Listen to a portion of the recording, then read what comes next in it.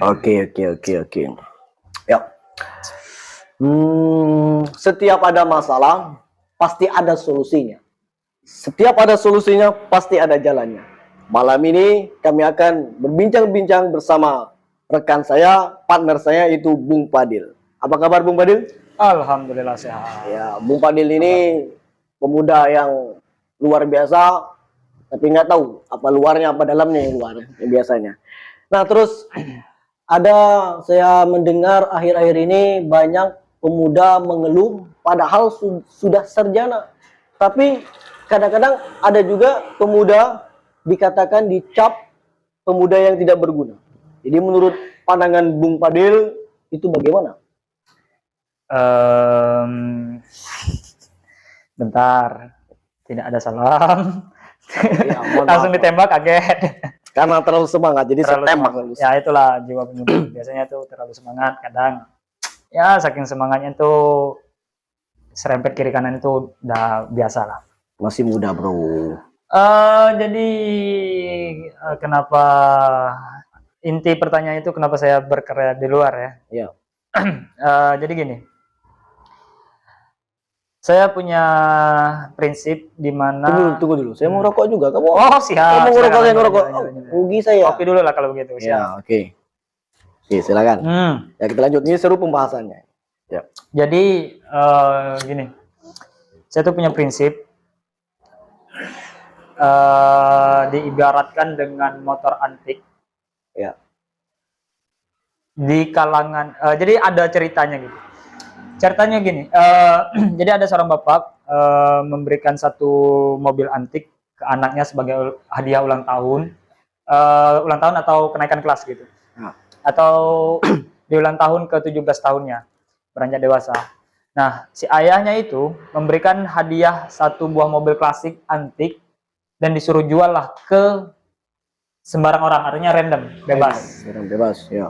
Kemudian si anak itu menjual harga mobil tersebut ditawar oleh pembeli dengan harga 20 juta. Dengan kondisi mobil yang sudah tua, sudah lusuh dan memang sudah berumur. Kemudian baliklah si anak melapor ke bapaknya. Ya, kok masa harga mobil saya seharga segini 20 juta ditawar sama orang gitu. Ya. Hadiah ulang tahun saya kok murah banget gitu kan. Ya udah dapat harga segitu ya. Terus si ayahnya bilang, kamu datang dengan si bapak A atau si bapak B. Dan si anak datanglah ke si bapak A dan atau si bapak B keduanya. Ketika datang, si anak itu menawarkan mobilnya. Nah, ketika ditawarkan, si anak itu kaget. Ternyata harga satu mobil itu ditawari oleh bapaknya itu 1 miliar. Si anak kaget. Lalu si anak kaget, kemudian pulang. Ketika di rumah, anaknya dengan penuh semangat dan penuh kebingungan bilang ke bapaknya, ya kok harga mobil dengan si bapak A dan si bapak B itu bisa sampai harga 1 M, kenapa bisa ya? Beda. Si anak bertanya. Beda ya? Beda. Artinya di situ ketika kita ditempatkan di satu posisi tidak ada harga, maka beralihlah ke tempat yang dihargai oleh orang lain. Artinya barang antik tersebut akan berharga ketika dia jatuh di pada tempat yang artinya ruang lingkup itu menghargai barang tersebut. Nah, sama halnya dengan kita, ketika kita tidak memiliki tempat, ketika kita di tempat yang sekiranya tidak dihargai oleh orang, maka cobalah untuk beranjak ke tempat lain yang lebih dihargai oleh orang lain dan dihormati oleh orang lain. Dan ketika mereka melihat potensi di diri kita sendiri, maka orang akan menghargai hal-hal tersebut yang ada di diri kita. Sama halnya dengan mobil tadi. Mobil itu antik ketika dihargai mahal karena si penawar itu melihat ada value yang sangat luar biasa. Artinya di situ ada rare-nya, ada kelangkaannya, kedua ada antiknya, ketiga ada seninya. Dan sama halnya dengan manusia, dengan kita sendiri, itu kita akan dihargai, akan dilihat potensi kita, akan dilihat bahwa kita itu memiliki satu kemampuan ketika di mata orang yang tepat. Nah, makanya ketika saya di sini, ketika merasa tidak ada tempat untuk diberi ruang bergerak dan berkarya, atau menyalurkan ide-ide gagasan yang saya miliki, maka saya harus keluar dulu. Saya coba untuk memberikan gagasan saya, ide-ide saya, karya-karya saya di luar. Kemudian ketika orang di luar itu memberikan apresiasi, memberikan ruang saya untuk bergerak bebas, menyalurkan ide-ide saya, maka di situ saya akan berkarya. Seperti itu alasannya. Terus seandainya kamu diberi kesempatan nih untuk berkarya di desa kamu siap nggak? Siap. Artinya ketika saya di awal sudah berbicara seperti tadi, itu sudah ada kesiapan dari diri kita sendiri. Gitu. Bagus.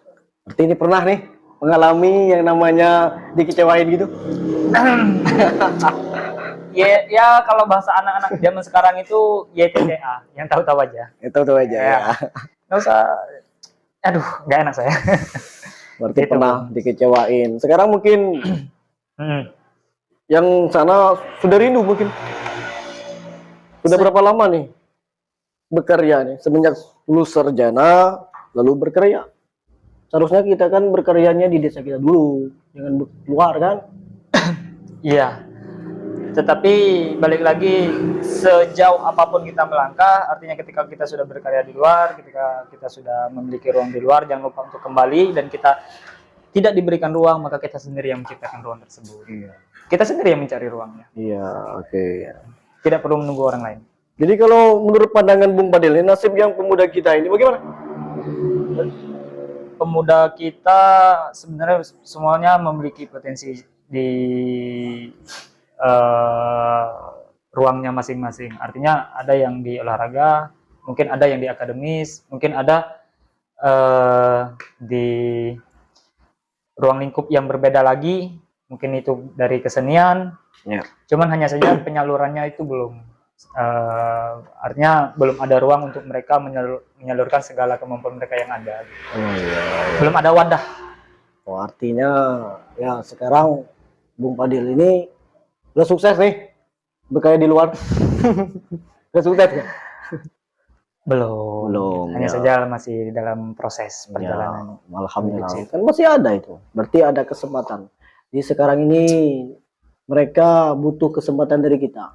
Kita sebagai pemudanya untuk pesan pemudanya.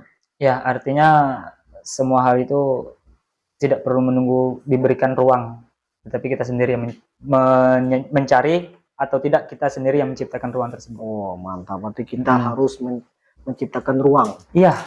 Kalau nunggu, kalau kata orang Bangka itu udah bilai lah. Ya, jadi kalau diartikan itu nggak bakal ada. Ya, benar sekali.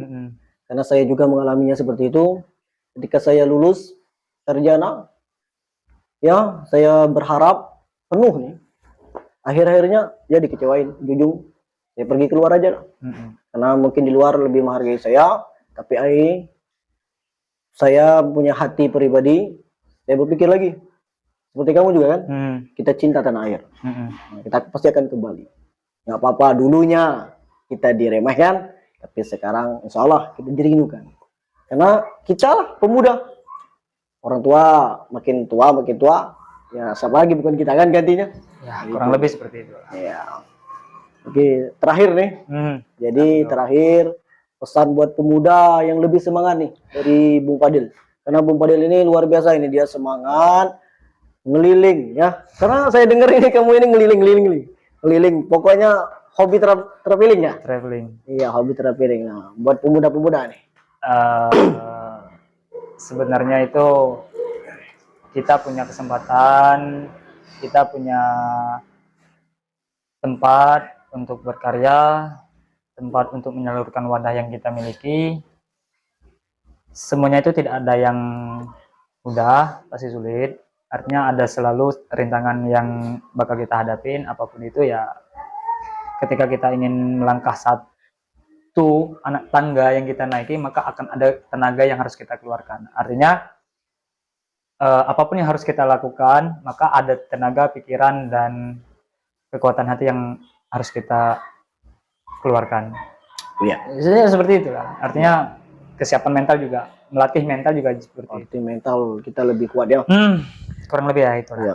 Jadi satu kata buat pemuda dari saya, semangat api terus membara, semangat jiwa terus berkarya. Siap. Oke, mantap. Mantap, mantap, mantap. Keren. Kita akan lanjut karena berbincang-bincangnya. Kita lanjut episode berikutnya. Siap.